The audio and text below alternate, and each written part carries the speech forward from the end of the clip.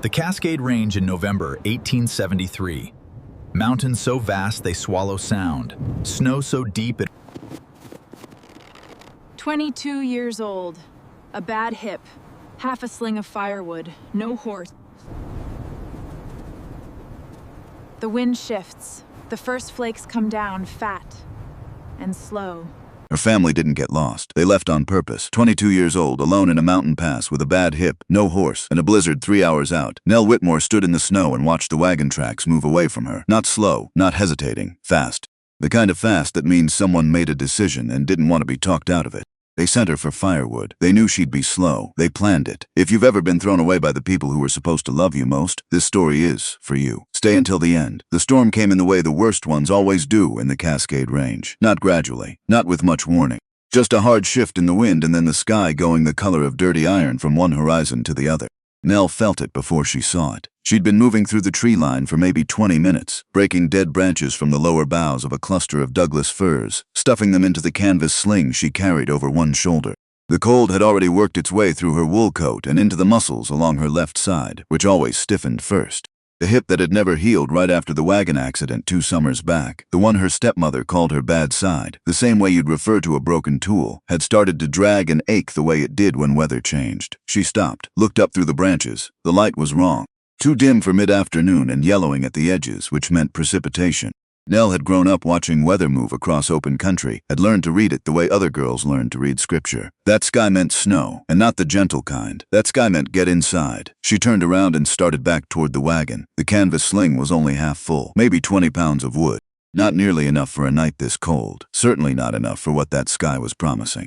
Her stepmother Harriet had been explicit that morning. Fill it completely. Don't come back with less than a full load. We can't afford to waste a stop. Nell had learned not to argue with Harriet about firewood, or about much of anything. She moved as quickly as her hip allowed, which wasn't very. The ground was uneven here, rocky beneath a thin skin of old snow, and every 4th or 5th step the bad leg wanted to give. She used a stick she'd picked up earlier as a walking staff, jabbing it into the frozen ground to stabilize herself, moving in the lurching asymmetrical rhythm she'd long since stopped being embarrassed about. Embarrassment was a luxury. Getting back to camp was a necessity. She emerged from the tree line into the clearing where they'd stopped, the clearing where the wagon had been.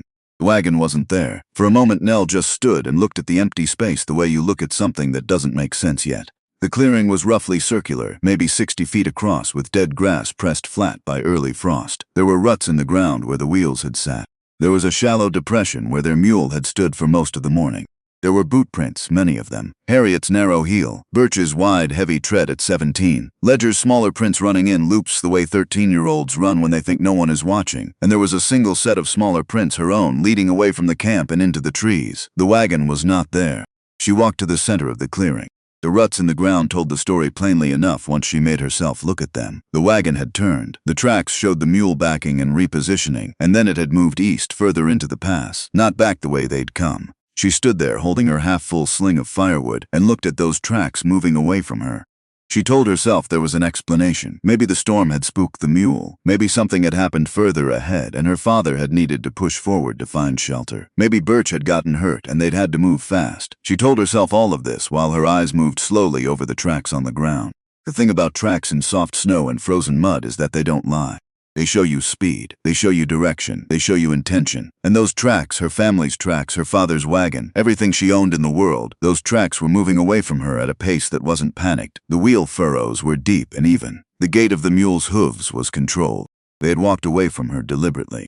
At a measured pace, Nell sat down in the snow. She didn't cry, not yet. She sat on the frozen ground in the middle of that empty clearing and looked at the tracks leading east, and for a long time she didn't do anything at all. The wind picked up. The first few flakes began to come down, fat and lazy, the kind that meant more behind them. And then it came back to her, the thing she had spent 3 weeks trying not to remember. It was a night in mid-October, 3 weeks before they'd started through the pass. The wagon had been stopped at the edge of a creek crossing, and Nell had been half asleep in the back, wrapped in blankets, the canvas cover muffling the world outside into something soft and distant. She hadn't been meant to hear it. Their voices carried on the still night air, and she'd surfaced from near sleep just enough to catch the words before she understood what they meant. Harriet's voice first. Low and certain, the way Harriet said everything she'd already decided. The girl can't make it through the pass, Cordon. Not with that leg. She'll slow us down and we'll all die trying to carry her. She is not your blood. She is a liability. You know it as well as I do. We have 3 children to think about. A long silence, whined in the grass, the mule shifting its weight. Then her father's voice, low and tired. I'll think about it. Nell had lain in the dark with her eyes open and her heart beating very fast and told herself she had misunderstood. The words were clear, but surely the meaning wasn't what it seemed. Harriet was harsh. Harriet had always been harsh. That didn't mean Corden would ever, that there were some things a person simply didn't do. She had spent 3 weeks convincing herself of this. She looked at the tracks in the snow. She had not misunderstood. The thing she understood now, sitting in that empty clearing with the storm coming in and the temperature dropping, was that she had known. Some part of her had known for 3 weeks and had chosen every single morning to load herself into that wagon anyway, because the alternative was to step off and stand alone on the open plain with nothing, and that had seemed impossible, so she had kept choosing to believe in something she already knew wasn't true. That, she thought, was the part that would take the longest to forgive herself for. Not them, herself. She thought about Birch, 17 years old, who had Harriet's jaw and her calculating eyes, who had watched Nell walk away toward the trees that morning with an expression she hadn't been able to read and now thought she could. He had known. She was almost certain of it. He had stood there and watched her go and said nothing, which meant he had made the same choice his mother made, just quieter about it. There was something particular about that silence. The kind that came from a person who had already decided which side of a line they were standing on and simply hadn't announced it yet. She thought about Ledger, 13, still young enough to be surprised by things, who had maybe not understood what was happening and maybe had. She thought about Harriet and the precise economy of her decisions. The way she looked at Nell's hip, the way you look at a broken axle. Something that had once been useful and now wasn't, and the only question remaining was how much longer you could afford to carry the weight of it. She thought about her father. Corden Whitmore was not a cruel man. She'd always told herself that. He was weak, maybe. The kind of man who went quiet when Harriet spoke and went along with whatever she decided because going along was easier than arguing. But not cruel. He had held Nell's hand when her mother died. He had sat with her through the long fever of that first winter without her. He had told her many times in his quiet way that she was the image of her mother and that he was grateful she was his. She looked at the small fire and thought about the silence after Harriet's words. I'll think about it. Not no, not never. Not over my dead body. I'll think about it. And he had thought about it, apparently, and arrived at a conclusion, and that conclusion was what the tracks in the snow had shown her. She sat there until the cold made sitting still dangerous, and then she stood up and took inventory. 1 wool coat, worn but intact. Boots that were good leather, slightly too big with wool stockings inside. A canvas sling that could serve as a bag. 20 pounds of firewood, which would last maybe 2 nights if she was careful. A flint striker in her left coat pocket.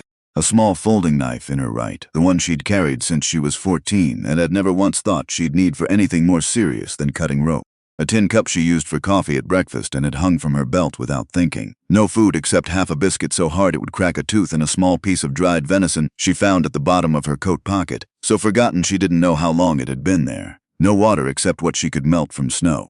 No horse, no map. She looked east where the tracks went. East was the way through the pass. There might be a settlement at the other end. There might be trappers, travelers, a trading post, or there might not be. But east was the only direction that led somewhere other than deeper into the mountains, and she had no information about what lay to the north or south, and going back west meant retracing 2 days of hard travel with winter coming in behind her.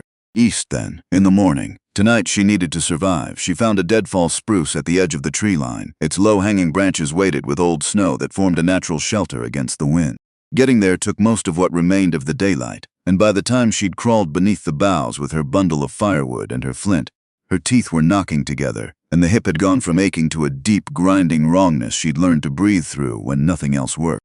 She built a fire the size of both her fists pressed together, no larger. Fires make light and light can be seen, and she had no way of knowing who else moved through this pass in November. She ate the biscuit, nearly cracked a tooth on it, then the venison, chewing each piece slowly and carefully, making it last longer than it wanted to. It wasn't enough. It was nowhere near enough. She did not let herself cry because crying cost water and warmth, and she couldn't afford to spend either. She fed the last of the big pieces of wood into the fire and pulled her knees to her chest and waited for morning. She didn't sleep much. The cold wouldn't let her go deep enough. She kept surfacing to feed the fire or to shift position when the hip went from discomfort to something that felt almost like a scream. And each time she surfaced, she was aware of how dark it was and how far she was from anything human and how truly alone she had become. Not the temporary alone of stepping away from people who are waiting for you. The other kind. The kind where no one is waiting. In the morning, she followed the wagon tracks east. The tracks had been partially covered by new snow, but she could still make out the faint depression where the wheels had cut through. She followed it as best she could, moving slowly, stopping often to rest the hip, using the staff she'd kept from the night before. By midday, the snow was coming steadily, not the full blizzard she'd feared, but a persistent wet snow that settled into her collar and melted against her skin. Her coat was soaked through by noon. She was soaked through by early afternoon. By late afternoon, she wasn't sure she was still following the tracks or if she'd drifted. She stopped in a small clearing and tried to get her bearings. East was still east. The pass still had to have an end, but her body was giving up its heat in a way she'd heard described once by an old man who'd come through her father's trading post in Kansas years ago. He'd been speaking to the men around the fire, and Nell had been in the corner, pretending not to listen. "You stop shivering when you're really in trouble," he'd said. "Shivering is your body fighting. When it stops, you've run out of fight." She was still shivering. Barely. She started walking again. By the time the light was failing, she knew, with the clarity that comes when panic has exhausted itself and left behind something quieter and more honest, that she was not going to make it out of the mountains. The distance was too great. The cold was too deep. Her leg had gone from dragging to something closer to buckling with every third step. She'd fallen twice in the last hour. The second fall had taken several long minutes to recover from. The third fall, she thought, might be the last. She found a hollow between two large boulders out of the wind and sat down against the cold stone. She had no wood. Even if she'd had wood, she wasn't sure she had the fine motor control left to use the flint. Her fingers were past numb, past the place where she could feel them at all. She leaned her head back against the rock. The thought arrived with a kind of mild surprise, the way you note an interesting fact. I don't want to die. She was 22 years old. She had never been anywhere or done anything that was entirely her own choosing. She had lived inside other people's decisions her entire life. First her parents, then her stepmother's, and every morning she had climbed into a wagon headed somewhere she hadn't chosen, toward a life she hadn't designed, next to people who had ultimately decided she wasn't worth the weight she cost them. I don't want to die. The thought didn't lead anywhere useful. The mountain didn't care about what she wanted. The wind had died and the snow was falling straight down now, thick and fast, and it was settling on her coat and her hair and the tops of her boots. And she was aware that if she kept sitting here, the snow would simply cover her, and in the morning she would be a white shape that looked like a small boulder. She was aware of this and could not make herself move. Then the silence changed. Not a sound, exactly. More an absence of something, a shift in the texture of the stillness around her, the kind of change that the body registers before the mind catches up. She opened her eyes. There was a shape above her, large, standing between her and the snow-heavy sky. She had heard no footsteps, which meant the snow was deep enough to muffle them, which meant she had been sitting here longer than she'd thought. The shape resolved itself slowly into a man, very tall, wide across the shoulders in a way that wasn't fat but bulk, the kind that comes from years of physical labor in cold weather. He wore a heavy fur coat, the kind that was clearly made rather than bought, with the skins pieced together roughly but effectively. A hat of dark felt, pulled low. He had a rifle across his back and something dead hanging from his left hand. She couldn't make out what in the dim light. His face was half covered by a scarf wound twice around his lower jaw. He was looking at her. She looked back at him. For a moment, neither of them moved. Then he crouched down, slowly, the way you'd crouch near something that might bolt, except she was far too frozen to bolt anywhere. She could see his eyes, dark, steady, moving over her the way a person's eyes move over something they're trying to understand. "You alive?" His voice was low, rough at the edges, like gravel underfoot. Yes, the word came out strange, thick. Her lips weren't working right. "You alone?" "Yes." He looked at her for another long moment. Then he looked up and around at the trees, at the clearing, at the snow falling thick and fast. Whatever he was calculating, he reached a conclusion about it. "Can you walk?" She tried to move her legs. The hip seized immediately and a sharp involuntary sound came out of her. Not quite a cry. More like a punctuation mark, the kind the body makes without asking permission. "No." He looked at her leg, then back at her face. Then, without saying anything else, he set down the thing he'd been carrying, a fox she saw now frozen stiff, and unslung the rifle and set that down too. He crouched and got one arm beneath her knees and one behind her back. "This will hurt," he said. It was the most honest thing anyone had said to her in a very long time. It did hurt. The movement sent a white-hot flare up through her hip and spine that made her vision go briefly dark at the edges. She made that sound again, the involuntary one. He didn't stop, didn't apologize, just stood up with her, retrieved the rifle and the fox in a single efficient motion that suggested he'd carried things that didn't want to cooperate before, and started walking. "Where are you taking me?" "Cabin." "How far?" "Far enough." She wanted to ask more. "Who are you? What do you want? Is this better or worse than dying in the snow?" But the cold had taken most of her words, and the motion of being carried was jostling the hip into a steady, brutal ache that occupied most of her remaining attention. She watched the snow fall past the brim of his hat. She listened to his breathing, which was steady and controlled, the breathing of a man doing hard work who had done hard work before. The trees moved past. The world was white and gray and getting darker. She thought, "At least I'm not dying in the snow." And then she thought nothing at all for a while. She came back to herself by degrees. Warmth first. A deep animal warmth that she felt in her bones before she felt it on her skin. The kind of warmth you only fully understand after you've been truly, dangerously cold. Then smell, wood smoke and pine resin and something animal and something that might have been coffee or might have been boiled leather. Then sound, fire, the particular close sound of a fire in a stone hearth, the pop and shift of good burning wood. Then pain, her hip had settled into a deep volcanic throb. Her fingers and toes were doing something between tingling and burning as the blood came back to them, which she knew was good and felt terrible. She opened her eyes. The ceiling was rough-hewn timber close above her. She was lying on something, a cot or a pallet, covered with several heavy furs. The room was small enough that she could see most of it from where she lay. A stone fireplace taking up most of one wall, a rough table with 2 chairs. Shelves stacked with cans and dried goods and pelts and tools and things she couldn't identify in the low light. A single window covered with oilcloth, gray light pressing through from outside. A door, an iron stove with a pot on it, various things hanging from the ceiling beams, traps, dried herbs, a coil of rope, and a dog. It was sitting 3 feet from the cot, watching her with the steady, unblinking attention that belongs only to very large dogs and very old people. It was enormous, some kind of mix that included a considerable amount of something wolf-adjacent, pale gray fur, yellow eyes, an expression of complete neutrality that was somehow more unsettling than aggression would have been. Nell and the dog looked at each other. "He won't bother you unless I tell him to." She turned her head. The man was at the fireplace, his back to her, doing something with a pot. He'd taken off the fur coat and the hat. His hair was dark with threads of gray and was longer than fashionable, pulled back roughly at the nape of his neck. Without the coat he was still large, broad-shouldered, long-armed. She could see scarring on the side of his neck that disappeared into his collar. "What's his name?" she said. Her voice was still thick. He glanced over his shoulder at the dog. "Flint." She looked at the dog. Flint's tail moved once, a single slow sweep, then stopped. "What's yours?" A pause, long enough that she thought he wasn't going to answer. "Voss." "Just the one name?" "Garrett Voss." She looked back at the ceiling. "My name is Nell Whitmore."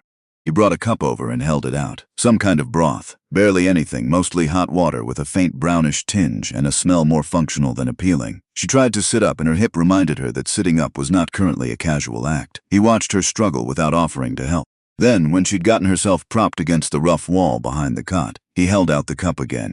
"Drink it slow." She took the cup in both hands. Her fingers were clumsy, not fully her own yet. The broth was thin and faintly salty and the most welcome thing she had tasted in as long as she could remember. She drank it slowly, as instructed. "Thank you." He had already turned back to the fire. She slept again. When she woke the second time, the light through the oilcloth was brighter, which meant morning, which meant she had lost most of a day somewhere. The fire had been stoked. Flint was no longer at her bedside, but she could hear him, a quiet shifting near the door. Garrett was at the table doing something with a length of wire and a small tool. Working on a trap, she realized. His hands moved with the economical precision of someone who had done the same task 10,000 times. She watched him for a minute before he registered she was awake. He was older than she'd first thought. Not old, but past 40, she guessed. Maybe well past it. The scarring on his neck was more visible now, and she could see there was more of it extending up behind his left ear. His face, when he turned slightly to reach for something on the table, was deeply weathered and unreadable in the way of men who had spent a great deal of time alone. Not unfriendly, just closed, the way a house is closed when no one has expected visitors. "How long was I out?" she said. He didn't look up from the trap. "Part of yesterday, all last night." She processed this. "What day is it?" "Thursday." He said it the way you'd state the temperature outside, a fact of limited relevance. She needed to use the facilities and said so in the most practical way she could manage. And he said the same thing he'd said about the hip, which was that she couldn't manage it alone and would fall on the steps. And she wanted to argue, and the hip's first movement when she shifted her weight argued on his behalf. He helped her to the door with the brusque efficiency of someone who had assisted injured animals before and found the process tedious but necessary. He gave her privacy. He helped her back. He didn't say anything about any of it, which she was grateful for, because there was nothing less dignified than needing help with the basics of existing, and she had very little dignity left to protect. When she was back on the cot, he went to the stove and came back with a bowl of beans with some dried meat mixed in. "Eat." She ate. Over the next 2 days, Nell pieced together what she could about Garrett Voss. He didn't offer information voluntarily. He didn't offer much of anything voluntarily. But she was conscious and observant and had spent most of her life in a household where she had to read between the lines of what people said and didn't say, and she watched him carefully. He was a trapper. That was clear from the pelts that hung everywhere and the traps in various states of maintenance and the smell of the place, which was heavily animal in a way she was slowly becoming accustomed to. He ran trap lines somewhere in the mountains above. She gathered this from the details of his comings and goings, what he prepared before going out, what he came back with. He was skilled. She could see it in the quality of the pelts, in the way he moved through the work with no wasted motion. He had lived alone here for a long time. The cabin had the quality of a space that had never been organized for more than one person. One chair angled toward the fire, one cup. One plate. Everything at a height and placement that worked for someone of his specific size and reach. No photographs she could see. No letters. No personal items that pointed to anyone or anywhere else. Just the work of surviving, done with the thoroughness of a man who had made it into a life. She learned on the second day that his right knee had been damaged at some point. He didn't limp, he'd adapted past limping, but she could see the way he placed his weight getting up from a crouch, the way he descended the porch steps with the right leg doing less of the work. It was old, an accommodation so ingrained he'd stopped knowing he was making it. She did not ask about the scar. On the third day, she tried to get up on her own to reach something on the shelf. She made it to standing, crossed the 6 feet to the shelf, and was reaching for the tin cup she'd been using when the hip simply quit mid-movement, and she went down hard. She caught herself on the edge of the shelf, which was not as well secured as it might have been, and the shelf and the cup and several other items came down with her in a clatter. She sat on the floor surrounded by the debris and waited for the pain to settle into something manageable. Garrett appeared in the doorway from outside, rifle in hand, taking in the scene. "I'm fine," she said. He looked at her. He looked at the shelf and the scattered items. He looked back at her. "You're not fine." "I'm sitting on the floor voluntarily. It's a meditation practice, very fashionable back east." He put the rifle against the wall. He collected the items from the floor, replaced the shelf, and secured it with 2 additional nails. He set the tin cup on the table. Then he held out his hand. She took it and he pulled her upright in a single smooth motion. "Don't do that again," he said.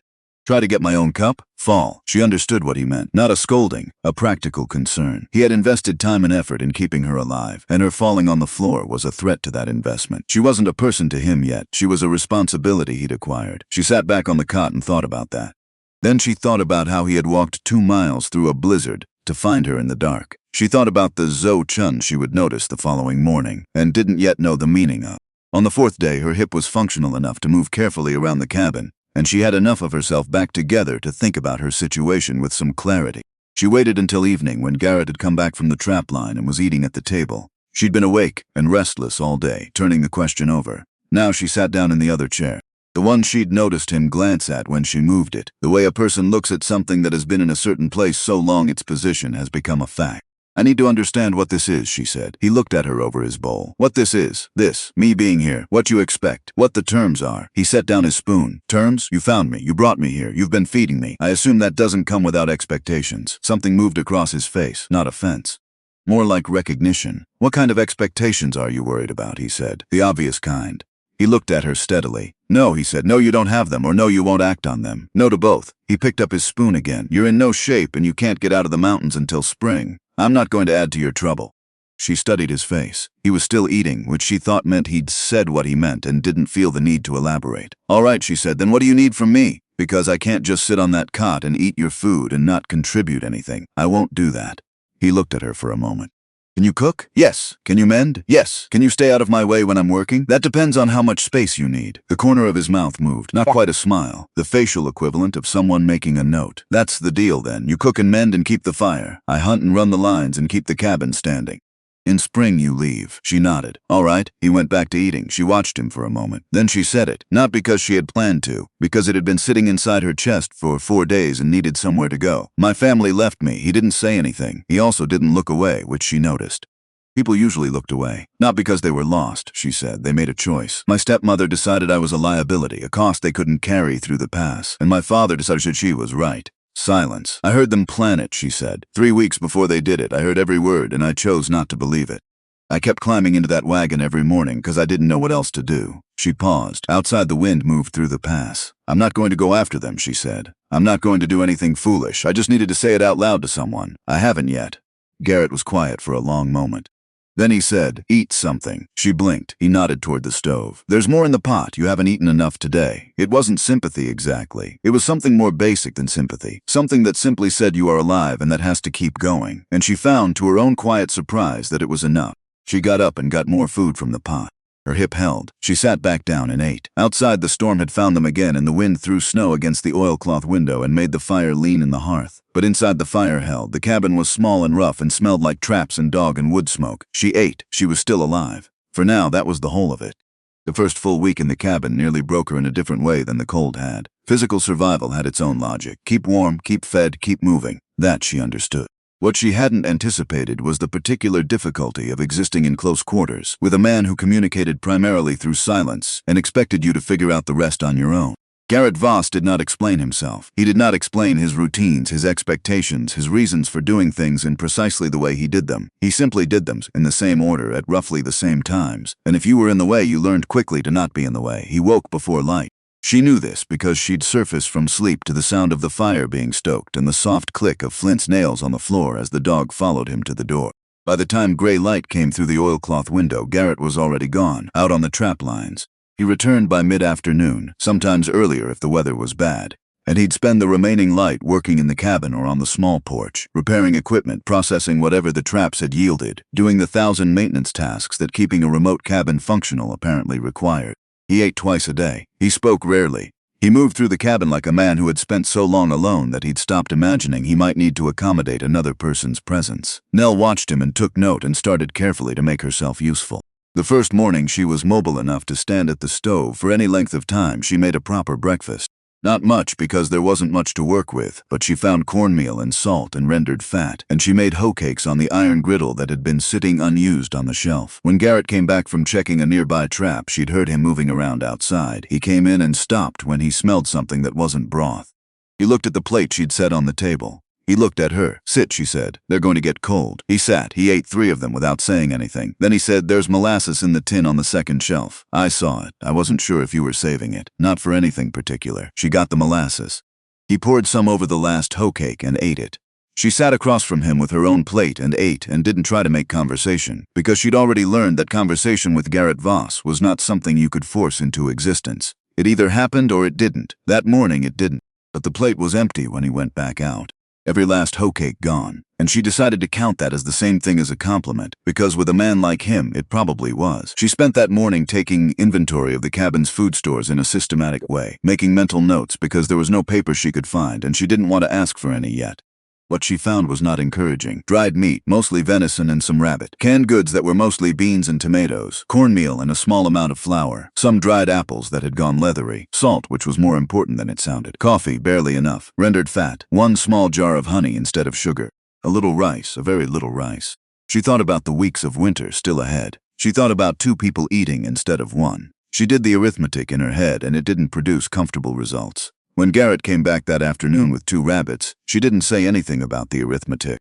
But that evening, when she made stew with one of the rabbits and stretched it further than it wanted to go with the beans, she made sure every piece of the animal was used and the bones went back into the pot for broth.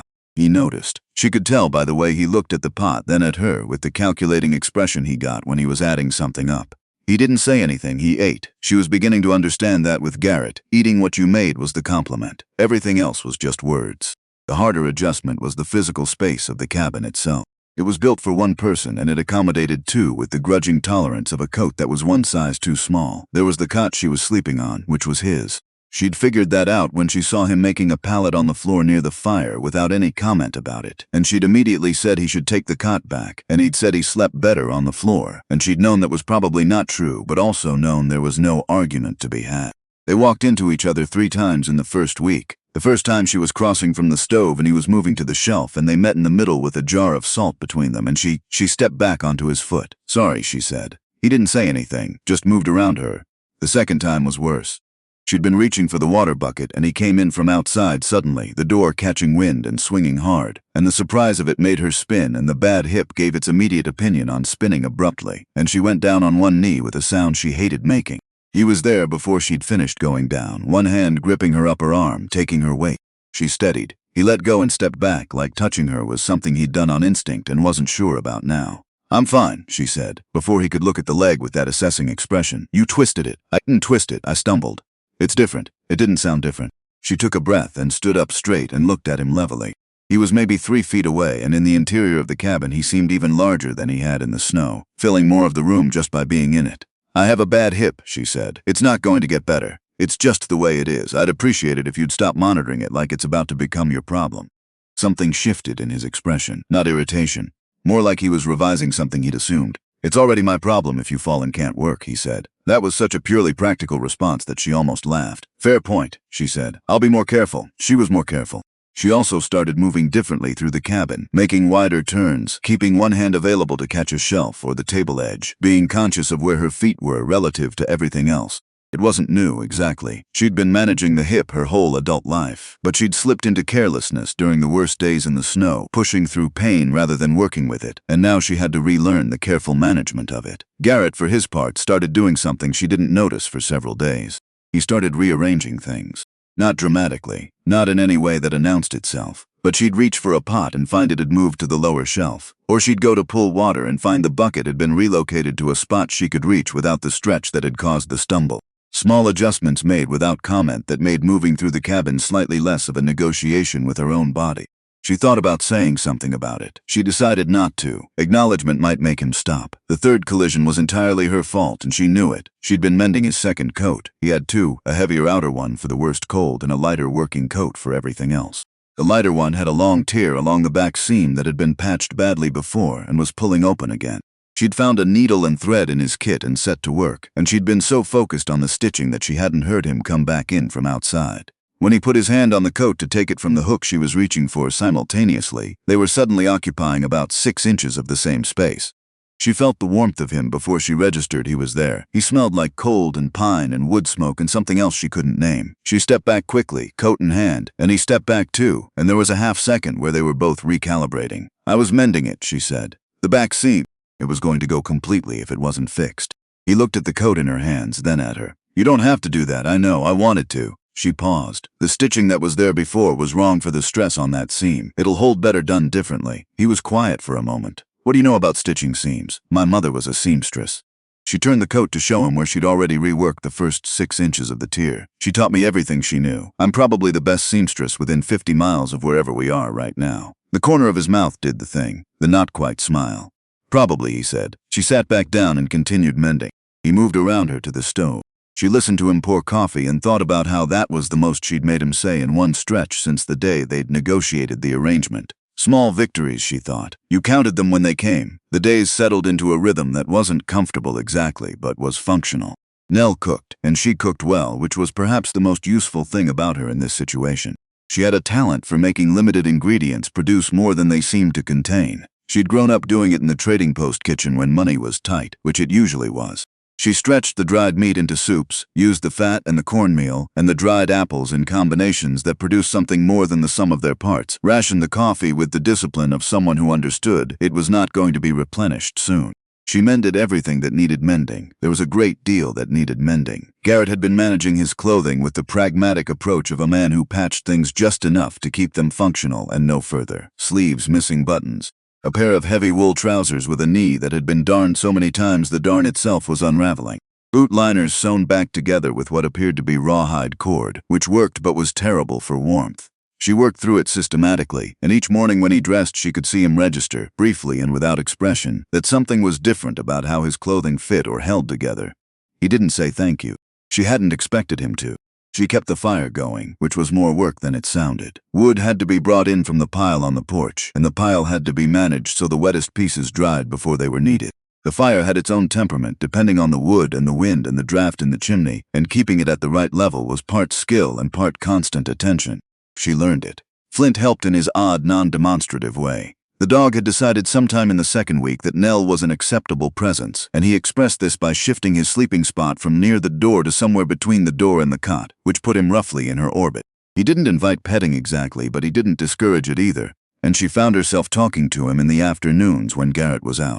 Not saying anything particular, just talking, because the silence of the cabin alone was a different kind of silence than the silence when Garrett was in it, and she needed to hear a voice even if it was her own. One afternoon, in the middle of a one-sided conversation with Flint about what she imagined the mountains looked like in summer, the dog's head came up and swiveled toward the door, and then Garrett's boots hit the porch steps 2 minutes before she'd expected him. She stopped mid-sentence. Flint's tail moved once. Garrett came in, stamped snow from his boots, hung his coat. He glanced at Flint, then at Nell. "Talking to the dog," she said, before he could ask or not ask. "He won't answer. He's a good listener." Garrett hung his hat. "He listens when he wants to. Rest of the time he's thinking about rabbits." She looked at Flint, who had gone back to watching the door as though nothing had happened, which was its own kind of statement. "I don't blame him," she said. Something in the air shifted slightly when she said that. A fraction less weight. The closest thing to ease she'd felt in the 2 weeks since she'd arrived. She filed it away and didn't push it. The hard conversations happened slowly, in pieces. Nothing straight on, everything at an angle. She learned that he'd come to the mountains 11 years ago and hadn't been east of them since. She learned this not because he said it directly, but because of a reference he made to a particular winter she could place, and she counted back. She learned that he'd built the cabin himself, which explained its combination of solid construction and rough finishing. The bones were good, and the details were an afterthought. She learned that Flint was 6 years old, which she'd already guessed from the gray around his muzzle, and that there had been a dog before him, which Garrett mentioned once and then didn't mention again. And she understood from the way he said it that the previous dog's death was the kind of loss that doesn't get smaller with time. She didn't push for more than what came voluntarily. She'd learned early that pushing with Garrett produced not more information but less. He'd go quieter and pull further back, and whatever door had been opening would go back to being a wall. What she gave him in return for his unwilling patience was competence. Every meal that was better than what he'd have managed alone. Every piece of clothing that came back functional rather than just patched. Every evening when the fire was at the right level and the water was already boiled when he came in cold and tired. That was what she had to offer, and she offered it without comment or expectation. One evening near the end of the second week, she was mending a pair of thick wool socks, both heels worn through simultaneously, which seemed like a particular achievement, and Garrett was at the table with a piece of leather and a small awl working on the strap of a snowshoe. The fire was good. Outside, the wind had settled for the first time in days to a low background murmur rather than the howling that had been making the oilcloth windows bow. She said, without looking up from the sock, "Do you ever miss it? Back east?" He didn't answer immediately. She waited. "Some things," he said. "Like what?" A pause. The awl made small, precise sounds in the leather. "Better coffee," he said finally. She snorted. She hadn't meant to. It came out before she could stop it. And then she was laughing, which she also hadn't done in what felt like a very long time. The laugh sounded strange in the low-ceilinged cabin. Too big for the room and rusty from disuse. He looked at her, not quite smiling, watching. "Sorry," she said, getting herself back under control. "That wasn't what I was expecting. What were you expecting?" "I don't know. A person, a place, something significant." "Coffee significant," he said, "when it's good." She went back to the sock. She was smiling, and she let herself because he wasn't looking at her anymore. "Fair enough," she said. The fire settled. Flint exhaled from somewhere near the hearth. Outside, the mountain held itself in a silence that was almost peaceful. And inside the small, rough cabin, two people sat in their respective silences, not close and not far, and the evening passed in a way that was not friendship yet, but was perhaps the raw material of it. Then came the evenings she found the dress. She'd been looking for an extra needle. She'd been through the main kit and thought there might be a secondary one somewhere on the lower shelves, the kind of thing a person accumulated in odd places over years of solitary living. She was working methodically along the shelf nearest the far wall when her hand found a wooden box she'd assumed held more tools. She opened it. Inside, folded with a care that was different from the careful but true practicality of everything else in the cabin, was a dress. Deep blue wool, well made, with small buttons down the front that had been polished recently enough to still hold their shine. Beneath it, a pair of women's gloves in brown leather, soft and small, folded together. And beneath those, a photograph, small and slightly faded, the kind taken in a proper studio, of a woman sitting very straight in a chair with her hands in her lap and an expression that was trying not to smile and mostly failing. Nell stood very still. She put the photograph back. She put the gloves back. She refolded the dress exactly as she'd found it and closed the box and replaced it on the shelf. Then she went back to the table and sat down and picked up her mending. Garrett came back an hour later. He hung his coat and hat and went to the stove and poured what was left of the afternoon's coffee. He stood at the stove with his back to her for a long moment. She said nothing. She kept her eyes on the mending. Then he said, without turning around, her name was Ada. Nell set down the needle. "She came with me when I built this place," he said. 11 winters ago. She wanted to. That was important to me, that it was her choice, too. He was quiet for a moment. Third winter, she got sick. Not dramatically. Just the kind of sick that builds slowly when the cold is bad and there's not enough of certain things. By the time I understood how serious it was, the pass was closed. I couldn't get her out. The fire made its small sounds in the hearth. I waited 2 days thinking the weather would break, he said. It didn't. She died on the 4th day. Nell didn't say she was sorry. She'd found in her own experience with loss that sorry was often the least useful thing one person could offer another. Instead, she said, "She looks like someone who laughed easily." From the photograph, he turned then and looked at her. Something in his expression shifted. Not pain exactly. Something older than pain. Something that had been sitting with itself for 11 years and had found, maybe, a new way to be looked at. "She did," he said. "She laughed at almost everything." Another silence. "That's why I came out into the storm for you," he said. His voice was even, but it cost him something to say it. She could hear the cost of it underneath the evenness. "I have spent 11 years telling myself that if I had moved faster, if I had gone for help sooner instead of waiting for the weather to decide for me, she might have lived. I don't know if that's true, but I know that when I saw your tracks in the snow going the wrong direction, I was not going to be the man who waited again." Nell held that for a moment. She thought about the morning after she'd woken in the cabin, when she'd looked through the gap in the oilcloth and seen the snow outside and noticed, in the pale early light, 2 sets of tracks leading away from the cabin toward where she'd been found. Not 1 set, 2. His boots in Flint's paws, going out, not coming in. He hadn't stumbled across her. He had gone looking. She hadn't asked about it then because she hadn't known what to do with the answer. Now she did. "Thank you for not waiting," she said quietly. He nodded once. He took his coffee to the table and sat down and picked up the snowshoe strap he'd been working on, and they spent the rest of the evening in a silence that was different from all the silences that had come before it. Not empty, not the silence of 2 strangers coexisting. Something more like the silence of 2 people who have shown each other a wound and decided to keep working anyway. 3 days later, in the gray middle of January, Flint went rigid at the door. It wasn't his alert but casual posture. It was the full-body stillness of an animal that had identified something specific. His head was up, his gaze fixed on the tree line to the south, and a low sound started in his chest that Nell had never heard from him before. She was at the stove. She stopped. Garrett was on the porch checking a piece of equipment and came in immediately, reading the dog without needing to be told. He took the rifle from the wall and stood to the side of the window and lifted the corner of the oilcloth an inch. "Someone's coming," he said. "How many?" "1. Moving slow." They waited. After several minutes, there was a sound that was technically a knock, except it was tentative in a way that a stranger wouldn't be tentative, more like someone who wasn't sure of their welcome but had convinced himself he had a right to stand there. Nell knew that knock. She crossed to the door before Garrett could and opened it. Birch Whitmore was 17 years old and looked younger than that, standing in the snow with ice in his eyebrows and his coat not heavy enough for the weather.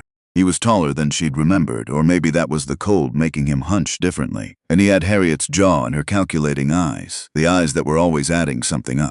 Nell had known him his whole life. She had taught him to play cards when he was 9 years old, sitting on the porch of her father's trading post on long summer afternoons. She had once sat up with him through a fever night when he was 11, pressing cold cloths to his forehead and telling him stories until he fell asleep, and she had thought in that long, tired night that perhaps there was more to him than Harriet had managed to put there yet. Looking at him now, she was no longer sure of that. He looked at her, and something crossed his expression that she couldn't entirely read and chose not to try to. "You're alive," he said. "I am." She didn't step back to let him in. She stood in the doorway and waited. He looked past her into the cabin briefly. At the fire, at the shelves, at the table with its 2 plates, 2 cups, the evidence of a life being lived in this space. His eyes moved the way she'd seen Harriet's eyes move over a room, taking inventory, calculating, filing things away for later. "Mother wanted to know," he said, "if you made it through." Nell looked at him steadily. "She wanted to know," Nell said, "or she wanted to be certain." He didn't answer that. He looked at his boots for a moment, then back at her. "Are you coming back?" he said. "With the wagon train in spring?" "No," she said. He nodded very slightly, as though this confirmed something he'd already expected. Garrett appeared at Nell's shoulder then. He said nothing. He simply stood there, and the fact of him, the height and the stillness and the rifle held loosely at his side, occupied the doorway in a way that made the conversation feel finished without anyone having to declare it so. Birch looked at Garrett, then at Nell. Something moved across his face that might have been the beginning of a different kind of understanding, one he hadn't brought with him on the trail up. Then he turned and walked back into the snow, and neither of them said anything as he went. Nell watched until he disappeared into the tree line. Then she closed the door. She stood with her hand on the door for a moment. "She wanted to know if I was still alive," she said quietly. Not because she was concerned.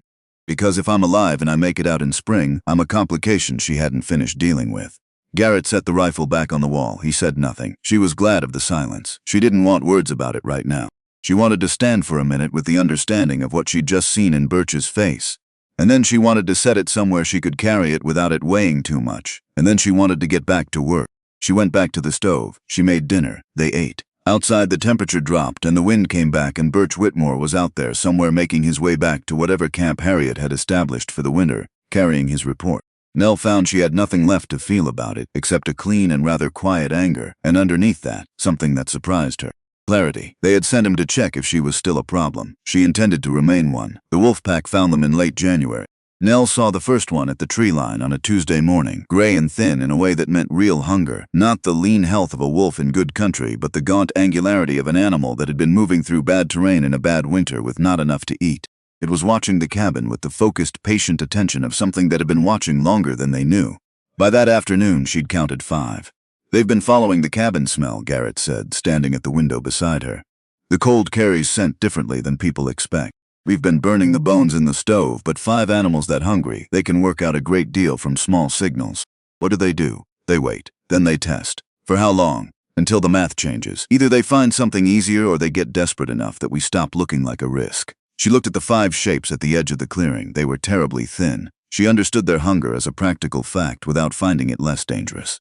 "We have to solve two problems," she said, "the food and the wolves." He looked at her sideways. "If we solve one," she said, "we solve both." He was quiet for a moment. Then he nodded once, which she had learned was the equivalent of a longer agreement from anyone else. They came in the early morning 2 days later.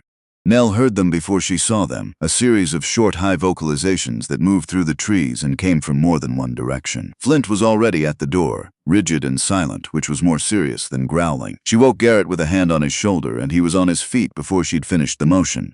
They went to the window together. The lead wolf was in the clearing, alone in front, the others spread behind it in the tree line. It was looking directly at the cabin with the calm, measuring look of something that had made a decision. She could see how thin it was, how desperate. "I'll go out," he said. She was already at the door. "Together," she said. "Like last time." There was no last time that was like this, he started to say. She opened the door. The cold hit like a wall. She stepped onto the porch and pulled herself up to her full height, which was not particularly impressive in absolute terms, but was everything she had. And when the lead wolf's gaze shifted to her, she met it directly and made a sound that surprised her. A shout. Not words, just sound, loud and sharp and as aggressive as she could make it. The sound of something larger than she was. The sound of something that was not prey. The wolf checked, startled, pulled back 2 steps. Behind her she heard Garrett step onto the porch. They held the porch through the rest of the morning, spelling each other in turns, keeping a presence visible. The wolves circled but didn't commit. By late afternoon they had pulled back to the deeper tree line. In the morning first light, Garrett took the lead wolf with a single shot from the window. The others broke and were gone before the echo finished returning from the mountains. They went out together to deal with what the shot had left behind. And neither of them talked much while they did the work, because there was a specific weight to killing something out of necessity that didn't ask to be made comfortable with conversation. She felt it and she thought he felt it, and she respected that he didn't try to talk it away. The wolf pack didn't come back after that. What they left behind in the clearing, the specific arithmetic of necessity, was something neither of them discussed further. They had done what the situation required. That was the whole of it. The meat was lean and strongly flavored and not particularly good, and they both ate it without complaint, because it was the difference between the numbers working and not working, and both of them were past the point of needing food to be pleasant. It was in February that the branch came down. Garrett had been checking the north line, which ran further from the cabin than the others, and required crossing a section of timber that had taken heavy snow load all winter. She'd heard the wind pick up that morning and watched the sky and thought about saying something and decided against it, because he had been running these lines for 11 years and knew the risks better than she could tell him. He came back in the failing light, and she knew before he reached the porch steps. He was moving wrong. Listing, his right leg tracking differently with every step, not the old accommodation of the damaged knee, but something new and immediate. And when the porch light reached his face, she could see it was tight with something that had gone past cold into a different register of pain entirely. His lower leg was dark, not wet dark from snow. Dark, dark, the dark of blood that had soaked through wool and been out in the cold long enough to begin to freeze there. "Sit down," she said. "It's not as bad as sit down, Garrett." Something in her voice made him sit. She heard it herself as she said it and recognized it as something she hadn't used before, a frequency that didn't ask. She got her knife and cut the trouser leg rather than trying to roll it, because the wool had frozen stiff with blood and there wasn't time for careful. She peeled it back and looked at what was underneath, and her stomach registered an opinion that she set aside. A broken branch, jagged the way dead wood breaks when heavy snow load brings it down without warning, had torn through the flesh of his lower leg, lateral side, 5 inches above the ankle. The wound was 4 inches long and deep, shallower at the edges where the bark had skidded, deeper in the center. It had bled considerably. It was still bleeding slowly, and he'd been in the cold long enough that the blood had frozen in layers over the wound rather than clotting cleanly. "When did this happen?" she said. 2 hours ago, maybe more. You walked on this for 2 hours. Didn't have another option." She looked up at him. His face was very controlled, which meant it was costing him something considerable to keep it that way. There was a white edge around his mouth she recognized from watching other people manage serious pain. "I have to clean it," she said, "and close it. I know, I need the whiskey. Shelf above the door, behind the I'll find it." She stood. "Don't move." The whiskey was where he'd started to tell her, more than half full, which was fortunate. She found the needle and heavier thread from the kit, put water on to boil, tore the cleanest rags she could find into strips, and brought everything back to where he was sitting. She pulled the other chair in front of his and sat and looked at the wound again, up close and in the firelight. She did not allow herself to look at it the way fear would look at it. She looked at it the way her mother had taught her to look at difficult fabric, as a problem with a solution, as something to be worked with rather than reacted to. "This is going to hurt," she said, "a lot. I know that too. Hold the chair." She cleaned the wound with the whiskey, pressing the cloth directly to it, and he made a sound that was almost nothing, almost completely suppressed. But she felt the muscles of his leg go rigid under her hands, and she pressed harder rather than lighter, because stopping partway was worse than going quickly through. "Talk," he said through his teeth. "What? Talk. Say something. Anything." She pressed the cloth and held pressure and talked. She didn't know what she said exactly. Something about the cornmeal and how she'd been managing the supply and whether the ratio of fat to meal made a difference in how the hoe cakes held together and what she'd do differently when they had better provisions. She kept her voice level while her hands did what they needed to do, and he held the back of the chair with both hands and breathed. And Flint pressed himself against Garrett's left leg and leaned there with the steadiness of a dog who understood something was wrong and had made a decision about what to do about it. "I have to stitch it," she said when she had it as clean as she could get it. "I figured. I've done it before, not on a wound this size. But I know what I'm doing." He looked at her. In the firelight, his face was open in a way she hadn't seen before, like the pain had taken down something he usually kept carefully maintained. "I believe you," he said. She hadn't expected that. She almost asked him to repeat it. Instead, she threaded the needle and started. She worked the way her mother had taught her to work on difficult fabric, not thinking too far ahead, just the next stitch, and the one after that. She pulled the edges together as cleanly as the wound's irregular shape allowed, and he didn't make a sound. He breathed. She could feel him breathe in the slight rise and fall of his leg under her hands, and occasionally he'd tighten on the chair back hard enough to make the wood creak. 12 stitches. She tied off the last one and sat back and looked at what she'd done. It wasn't beautiful. The edges were even enough and the tension was correct, but it would scar badly, which it would have done regardless, and the scar would sit over a leg that already carried the old damage in the knee. 2 old injuries and 1 new one on the same man, both legs now marked by things that hadn't broken him. "It's done," she said. He looked down at it. He took a long breath through his nose and let it out slowly. "Thank you," he said. His voice was different. Not softer exactly, but the layer had changed. Something close to the surface in a way he didn't usually allow.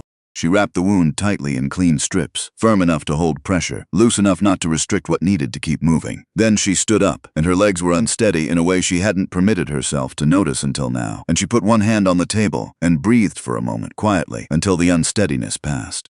"You need to get to the cot," she said. "I'm fine in the chair. The chair is not where you sleep when you have a wound like that. You need to be flat and warm." She looked at him. "Don't argue with me about this." Something moved across his face that might have been the beginning of amusement, visible even through the exhaustion and the aftermath of pain. "You're different," he said. "Different from what?" "From when I found you." She picked up the bloody rags and the whiskey bottle. "You found me half frozen in the snow," she said. "Most things would be different from that." "That's not what I mean." She stopped and looked at him. He was watching her with an expression she didn't have a category for yet. Direct and present, and more open than he usually allowed himself to be. "You were frightened before," he said. "Not anymore." She thought about it, honestly. "I don't have time to be frightened right now." "No," he said. "That's not it either." She didn't know what to say to that. So she went back to him and got his arm over her shoulders and walked him to the cot, and her hips screamed its full opinion about his weight, and she told it she'd sit down soon. They got him down onto the cot with an awkward, controlled effort that got the job done without either of them falling. She covered him with the 2 heaviest furs and put a careful amount of wood on the fire to hold through the night. Then she pulled the other chair to the side of the cot and sat in it. "I'll stay up for a while," she said, "in case the fever starts. You don't need to, Garrett." She said his name the way you say stop. "Let me." He looked at the ceiling. She could see him working through the particular difficulty of a self-sufficient man, accepting that tonight he was not self-sufficient. The jaw muscle moved. Something behind his eyes did the same. "All right," he said. She sat back in the chair. The fire burned. Outside, the blizzard pressed itself against the cabin walls with the sound of sustained fury, and somewhere in the trees a branch came down with a crack she felt in her sternum. Inside, the fire held. Flint climbed onto the cot, something she had never seen him do before, and curled at Garrett's feet with the heaviness of a dog that had made a decision and intended to keep it. Garrett's breathing slowed and evened as exhaustion overtook the pain. Nell sat in the chair and watched the fire, and thought about what he'd said. "You were frightened before. Not anymore." She hadn't realized it herself until he named it. She tried to locate the frightened person she'd been in the snow and found she could remember her clearly. Could remember the cold and the despair and the absolute helpless smallness of it. But that person felt oddly distant now, like someone she'd heard about rather than been. She thought about what had changed. It wasn't that the danger was less. The wound on Garrett's leg told its own story about the nature of danger in this place. It wasn't that she was stronger in any single physical sense, though her hands were rougher now, and her arms had something in them they hadn't had before. It was something else. It had to do with having been useful, really useful, in a way that mattered, in a way that was entirely her own. The meals that had kept 2 people fed, the clothing she'd mended that kept them warm, the stitches she'd just put in a man's leg that would, she believed, hold. Being needed was not the same thing as being loved. She knew the difference, had spent enough of her life confusing the two, But it was something. It was a version of mattering that didn't depend on anyone's approval or anyone's kindness or anyone's decision to keep you around. You could keep yourself around. You could be the reason you were still there. That, she thought, was what had changed. She added one small piece of wood to the fire and banked it carefully, and she settled back into the chair. And the night was very long and very loud, and she was awake for most of both. But she was awake in the way of someone keeping watch, not in the way of someone afraid of the dark. There was a difference, she had learned. A significant one. The fever came on the second day. She'd been watching for it, checking his forehead every few hours the way her mother used to check bread dough, pressing the back of her hand to his skin and reading what was there. The first morning after the injury it was normal, or close enough that she let herself think they might have gotten lucky. By the second evening his skin was dry and hot in a way that wasn't good. By the middle of that night he was sweating through the furs, and his breathing had changed from the deep regular sleep of exhaustion into something shallower and more effortful.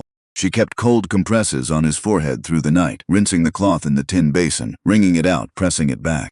It was tedious work and probably only partially effective, and she did it anyway because it was the thing she could do. She changed the bandage on the leg every morning.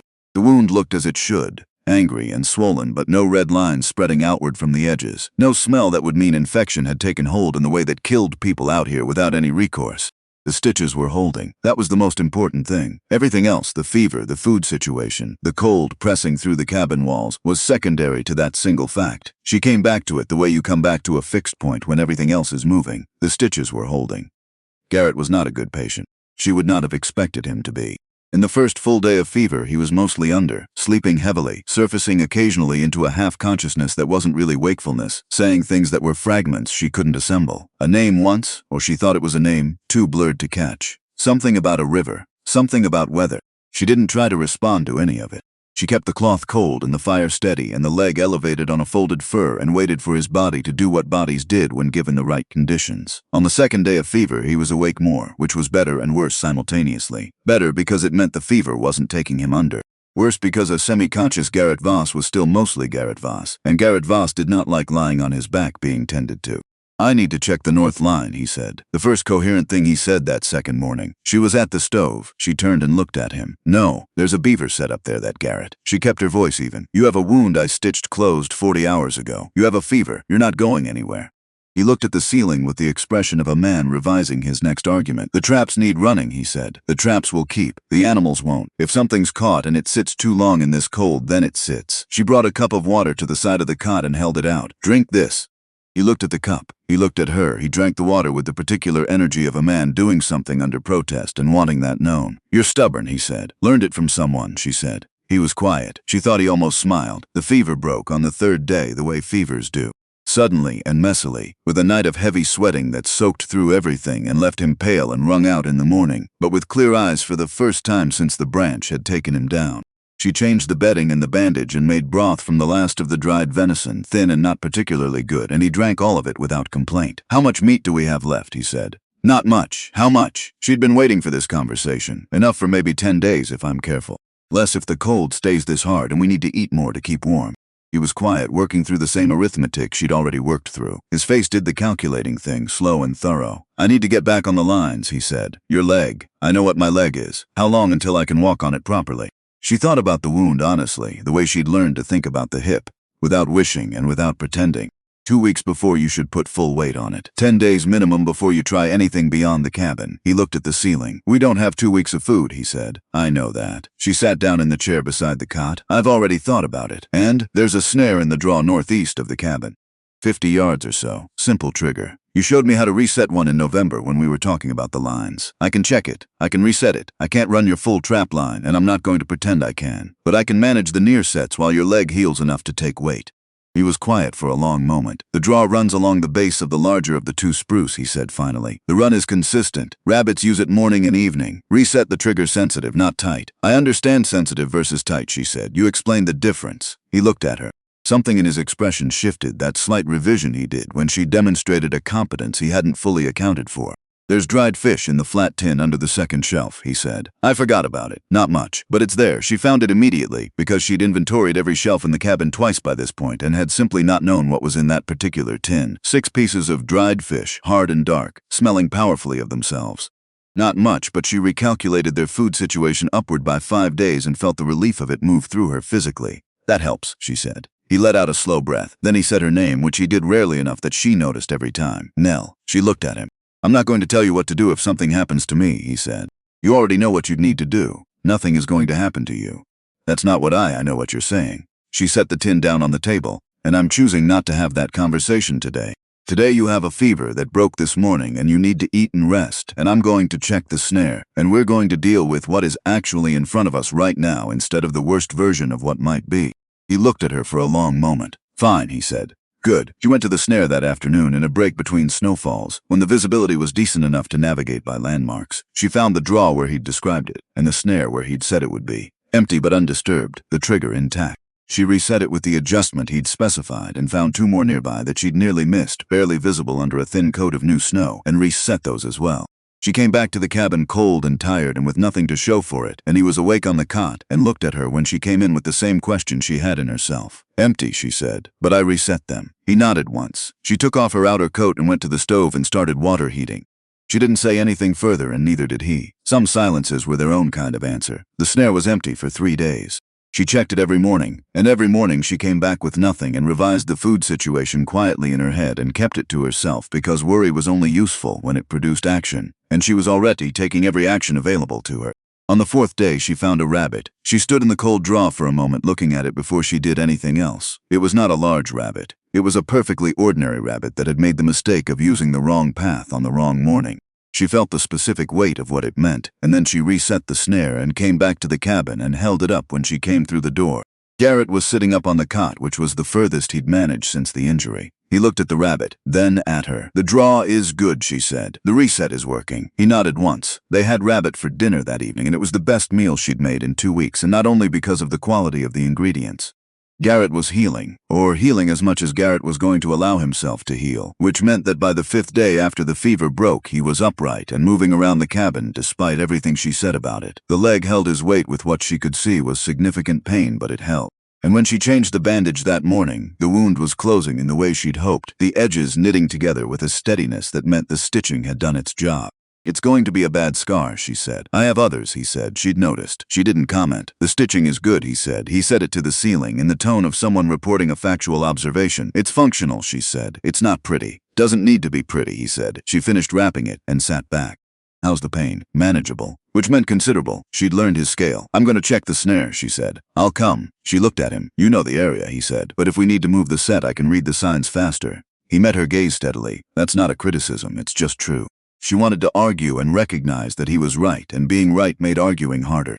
You use the staff, she said, the branch she'd cut and smoothed for him while he was down. Fine. They went out together, which was the first time she'd been outside with him since the night he'd come through the door. The cold was still extraordinary, the kind that had weight to it, almost a physical presence you moved through rather than simply felt. The snow was deep and crusted from a freeze-thaw cycle that had left the surface just strong enough to suggest it would hold your weight, and just weak enough to be wrong about half the time. Garrett moved slowly but steadily, the staff taking the weight his leg couldn't. She matched his pace, which was easier than her own would have been. Her hip liked even surfaces, which described nothing about deep-crusted snow. The draw was empty again. She watched him crouch carefully, favoring the leg, and examine the snow around the snare with the concentrated attention he gave to things he was reading rather than merely looking at. He touched the snow in 2 places, checked the trigger, studied the surrounding trees. Move it, he said. 10 feet north. There's a run here. He pointed and she looked and saw nothing immediately, and then she saw it, the snow along the base of a fallen log barely disturbed in a way that was different from wind disturbance, a subtle regularity that meant repeated passage. I didn't see that, she said. It's subtle, he said. They're moving at night when it's coldest. He straightened slowly. Move it there. Keep the trigger sensitive. She did it while he watched, and he said nothing, which she understood to mean she was doing it correctly. They were heading back when Flint stopped. Not the casual pause of scenting something interesting. The full rigid stillness of an animal that had identified a specific threat, head up, gaze fixed on the western tree line, a low sound beginning in his chest. She stopped. Garrett stopped. How far back is the rifle, he said quietly. On the porch, she said. Same quiet register. They heard them before they saw them, the short high vocalizations moving through the trees from more than one direction. Walk back, Garrett said. Don't run. I know. They turned and walked, the deliberate, unhurried pace of people who understood that running invited pursuit and that the cabin was the only destination. She moved slightly closer to his left side, without making a production of it, compensating for the leg without announcing that she was. She saw the first wolf at the tree line, gray and thin, watching them with the patient focus of an animal that had been following them for longer than they'd known. There were 3 more visible, likely more she couldn't see. "Flint," Garrett said, his voice flat and low. The dog came immediately to his heel. The cabin porch was 30 yards away. 20. The wolves came to the edge of the trees and held there, which wasn't reassuring. It meant they were close enough to calculate 15 yards. The lead wolf moved, not a full commitment, a testing movement, angling toward Garrett's right side where the staff and the altered gait made him look like the more viable target. She saw it happen and turned toward it and shouted, not words, just sound, loud and sharp and as large as she could make herself. And the wolf checked, startled, pulled back 2 steps, 10 yards to the porch. She got there first and had the rifle off the wall and back through the door in under 10 seconds. And Garrett came through with Flint at his heels and she put her shoulder against the door and they got it closed. They both stood there. Her heart was going very fast. She was aware of this the way you're aware of weather, as a fact occurring in your vicinity. You shouted at it, Garrett said. It worked, she said. It worked, he agreed. He looked at her with the expression she'd come to recognize as his version of respect, which didn't look like other people's versions but was unmistakable once you knew what to look for. She was already at the window lifting the corner of the oilcloth. 5 wolves at the edge of the clearing, all of them with the same gaunt, angular look of animals that had been moving through bad country in a bad winter. "They'll come back," she said, "yes, tonight, or they'll wait and watch. We ended this before," she said. He was quiet for a moment. "In the morning," he said. "First light, better visibility." "All right." She let the oilcloth fall. The cabin was very small around them, both of them standing near the window in the low firelight, close enough that she was aware of the cold still coming off his coat from the time they'd been outside. "I'm sorry," he said. She looked at him. "For going down, for putting us in this position." He said it the way he said most things, directly, without softening. But there was something underneath it that cost him more than the words suggested. "You didn't plan to get hit by a falling branch," she said. "I should have been watching better." The weather was Garrett. She turned toward him. "You carried me out of a blizzard. You fed me and kept me alive and didn't ask for anything in return. You don't get to apologize for getting hurt." He looked at her steadily. The firelight moved across his face and she could see the exhaustion in it and the pain from the leg and the particular heaviness of a man who had been alone so long that being in someone's debt was a weight he didn't know the shape of. "You stitched me back together," he said. "Yes." "You sat up 3 nights." "Yes." "Why?" The question seemed entirely genuine, which made it one of the strangest questions she'd been asked in a long time. She thought about it with the seriousness it deserved. "Because you're still alive," she said, "and I'd like you to stay that way." He didn't say anything. She went back to the stove and put water on and kept her attention on that for a moment. In the morning, Garrett took the lead wolf with a single shot from the window, and the others broke and were gone before the echo finished returning from the mountains. What remained in the clearing was the specific weight of what necessity sometimes asks of you, and neither of them tried to make it lighter than it was. They went out together and did what needed doing, and that evening she cooked what she could from the animal and set the rest to freeze on the porch. The meat was lean and strong and not particularly pleasant, and they ate it without complaint because it was the difference between the numbers working and not working. The crisis passed. The winter didn't. But what was left behind the crisis was different from what had been there before it, and she felt the difference in the evenings now when she looked across the cabin at him. Something had settled between them that hadn't been there in December. Not comfortable exactly, because neither of them was built for comfortable, but solid. The way good stitching is solid, not beautiful, but holding. Spring didn't arrive the way people who hadn't wintered in the mountains might imagine. It didn't come as a morning when the world was suddenly soft and forgiving. It came in arguments, a warm afternoon followed by 2 days of hard freeze. A week of melt that softened the snow to slush, and then an overnight cold that turned the slush to ice and made the porch steps genuinely dangerous. It came in the sound of water moving under the snowpack before any water was visible. It came in the way the light changed, almost imperceptibly at first, just a quality to the afternoon sun that was different from January's thin gray. Something with more intention in it. Nell noticed it first in Flint. The dog started spending more time at the door, not in the watchful way of deep winter, but with a restlessness that was pointed outward. He wanted to range. She understood the feeling. The 4 walls of the cabin, however necessary, had been pressing in since February. She'd always been someone who needed to move to see what was around the next thing. Stillness had never agreed with her. She'd managed it because she'd had to, but the walls knew it, and she knew they knew. What filled the late winter and early spring was a different kind of work. Longer horizon work, planning work. Garrett had begun preparing his season's pelts for sale, and she'd taken on the task of maintaining his records, which lived in a battered ledger on the highest shelf. His records were functional but disorganized, the notation system of a man keeping accounts only for himself. She reorganized them without being asked and explained the new system to him once. "That's better," he said, and went back to work. She also began a proper inventory of what the cabin needed. Not the survival inventory of the first weeks, but a longer-term assessment. The chinking between the north-facing logs had deteriorated and needed redoing before next winter. The second porch step from the top had been softening since before she'd arrived and would become genuinely dangerous in the thaw. The woodpile would need restocking early in spring. The single oilcloth window let in too little light and too much cold around its edges. She wrote it all down in the margins of paper she found in the back of the ledger. She did not show it to Garrett. She told herself she was doing it out of habit, the habit of a person who managed things by understanding them fully. She didn't examine that reasoning too carefully. The conversation she'd been not having with herself all winter became harder to avoid in March, when the melt started in earnest and the world beyond the cabin began to reappear. The creek she'd been able to hear but not see all winter became visible again, dark water at the edges of ice and then a proper running current, cold and fast with snowmelt. The mountains above the tree line showed themselves fully for the first time. She'd known abstractly that they were there, but now she could see them, white and enormous against a sky that was beginning to hold actual blue some afternoons. The pass would open, not for weeks yet probably, but it would open, and when it opened she had an arrangement to honor. In spring you leave. She hadn't forgotten it. She'd placed it in a part of her mind she wasn't visiting regularly, the way you don't enter a room where something uncomfortable is stored. But March brought it back with the same reliability it brought back the creek and the mountain view. Things that had been there all along, just temporarily covered. She was awake early on a morning in late March, sitting at the table with both hands around a cup of coffee, the real coffee that Garrett had produced from a small tin she hadn't known about sometime in February, appearing one morning with an expression as close to conspiratorial as his face was capable of getting. She was thinking not particularly productively about what came next. She had no home to return to, no family, not in any functional sense, no money, no property, no particular destination. She'd come through that pass with a family who hadn't wanted her, and she'd survived the winter with a man who very much hadn't wanted her originally and had nevertheless kept her alive and worked beside her and said, "I believe you," at a moment when those two words had meant more than most longer things she'd been told.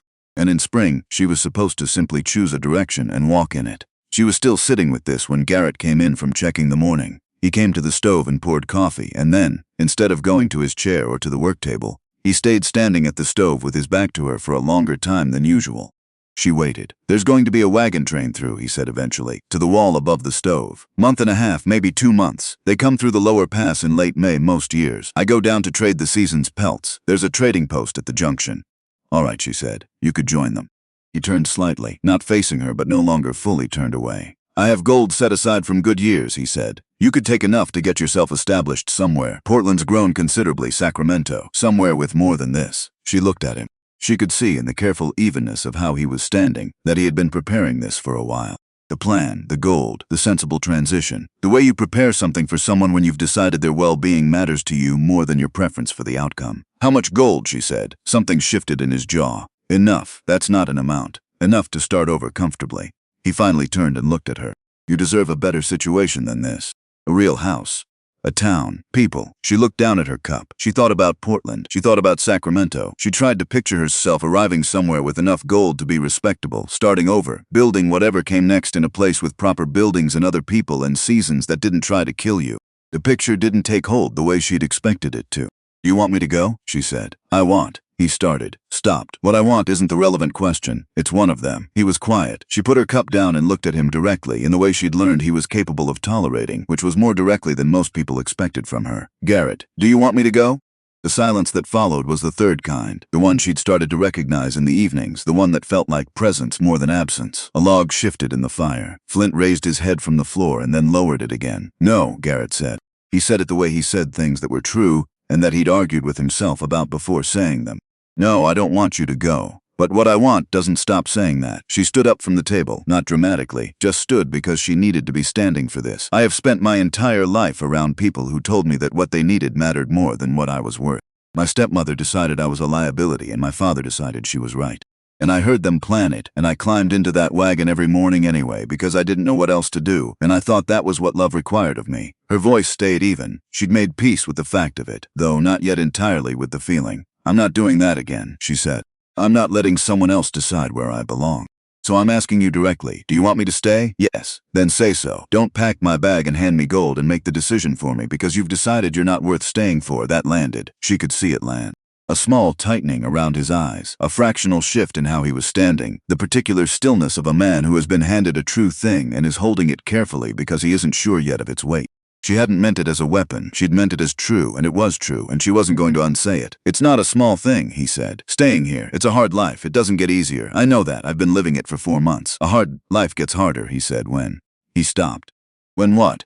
He looked at her with the expression she'd seen a handful of times, the one that appeared when he'd come as close to the surface of himself as he usually allowed and found himself there without quite knowing how to proceed. "When you care whether someone's all right," he said, "it gets harder when that's part of it." She understood what that sentence had cost him. She didn't treat it cheaply. She let it sit in the air between them for a moment. "I know," she said more quietly. "I know it does." He looked at her for a long time. He looked at the window where morning light was coming through the oilcloth, pale gold and growing.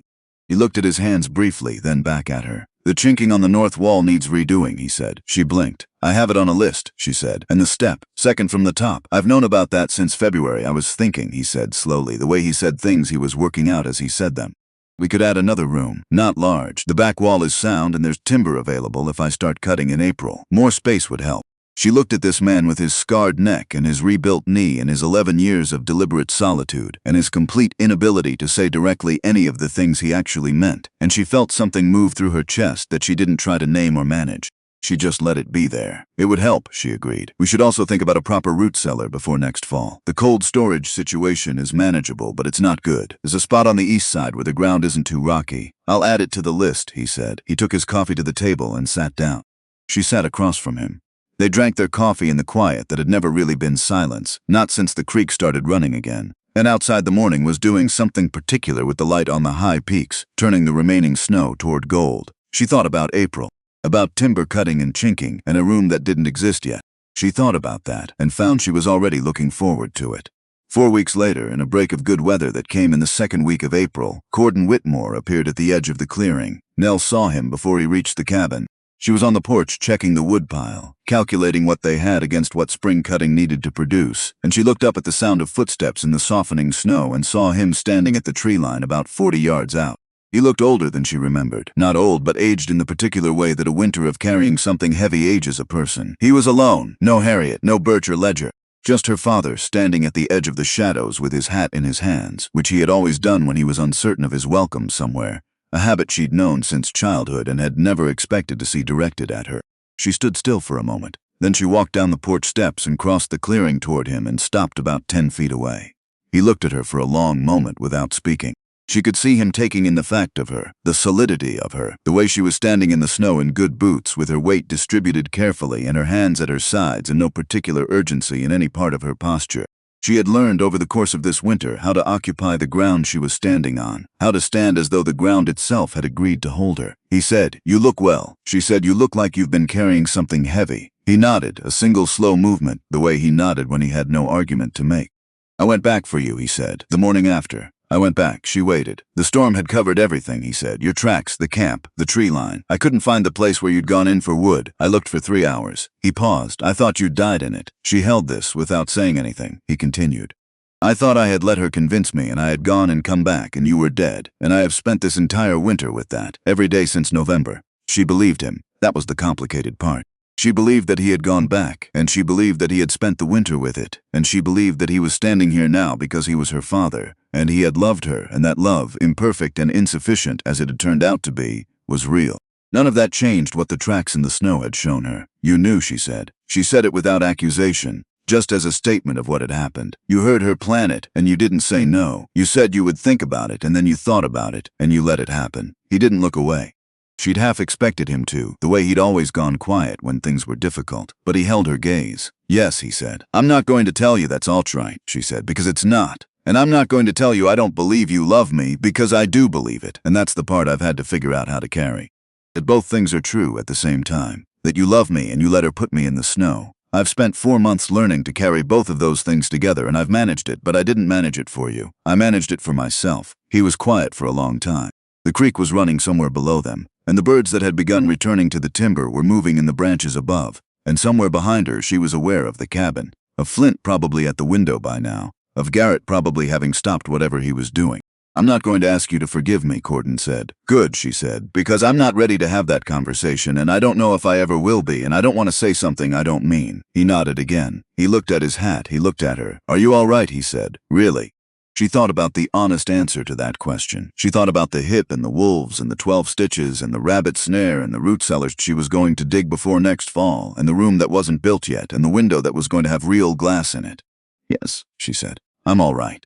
More than that, actually. He looked at her for a moment, and she saw something move through his expression that she thought was grief and relief in equal measure. The particular combination of a man who has been carrying the weight of a loss that turned out not to be final. "I'll go," he said. "I know." He put his hat back on. He looked at her one more time, the way you look at something you are trying to memorize, and then he turned and walked back into the trees, and she watched him go until he was gone. She stood in the clearing for a moment after. She was waiting to see what she felt. She had expected grief or anger or relief or some combination of them in some proportion. What she found instead was something quieter and cleaner than any of those. A kind of settling. The way a house settles when the foundation is finally level. She had said what was true. He had heard it. No one had pretended.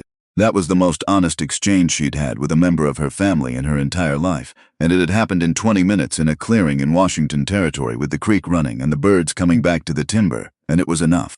Not everything, but enough. She walked back to the cabin and went up the porch steps. Garrett was at the table. He hadn't pretended to be doing something else. He was simply sitting there, which she appreciated, the way she'd come to appreciate all his particular varieties of directness. She sat down across from him. He didn't ask. She didn't explain. She poured coffee and wrapped both hands around the cup, and they sat together in the quiet that had never been empty. Not once, not from the beginning, though it had taken her a while to understand that. After a while, she said, "I want to start the root cellar this week, before the ground softens too much on the surface and not enough underneath."